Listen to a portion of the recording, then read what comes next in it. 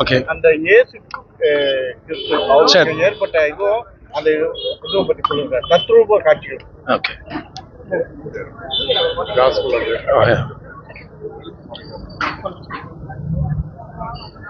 எல்லாருக்கும் கிறிஸ்துமஸ் நல்வாழ்த்துக்களோடு புத்தாண்டு நல்வாழ்த்துக்களையும் உங்கள் அனைவருக்கும் தெரிவிக்கிறோம்.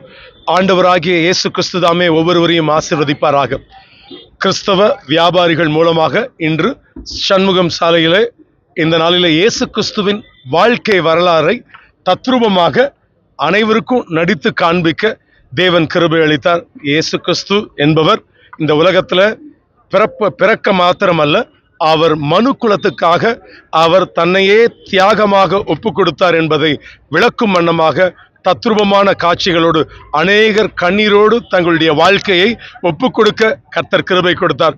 எல்லா ஜாதி இன பேதமின்றி எல்லா மக்களுக்காகவும் இயேசு இந்த உலகத்தில் வந்தார் என்பதை நாங்கள் இந்த நாளில் இந்த வியாபாரிகள் மூலமாக நடத்தப்பட்ட இந்த இடத்துல நாங்கள் செய்ய தேவன் கிருபை அளித்தார்.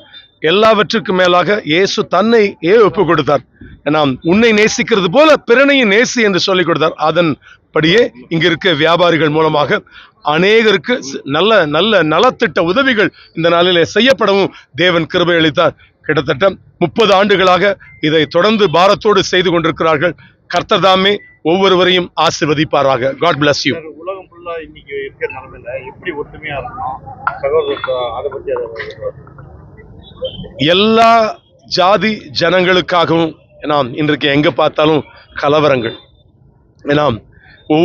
சண்டைகள், அதாவது நாட்டுக்கு நாடு, இன்னும் மக்களுக்கு மக்கள், ஜாதி சண்டைகள், இப்படி பலவிதமான போராட்டங்கள் நடைபெற்று கொண்டிருக்கிற காலகட்டங்களில் இதை போன்ற ஒரு காரியம், உலக சமாதானத்துக்காக, எல்லாருக்கும் ஆண்டவர் அந்த சமாதானத்தை கொடுக்கும்படியாக ஆண்டவர் இந்த காரியத்தை ஆண்டவர் இந்த உலகத்துல வந்தார். அதனால அந்த ரட்சிப்பை அனைவரும் பெற்றுக்கொள்ளவே ஆண்டவர் இந்த காரியத்தை செய்திருக்கிறார். அந்த சமாதானம் ஒவ்வொருவருடைய வாழ்க்கையில நிச்சயமாக தேவன் தந்தருள்வாராக. God bless you. Pastor Isaac Daniel, Chromepet.